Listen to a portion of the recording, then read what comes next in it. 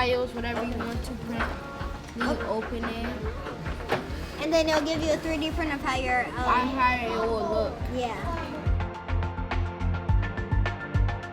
Then when we press prepare, it's gonna slice it to get it all ready, and then it'll tell you how long it'll take. Then you click extra fine. Extra fine gets it closer to the padding, like the black pad thing, and it gets it closer so that it'll stay down and it won't pop up from it.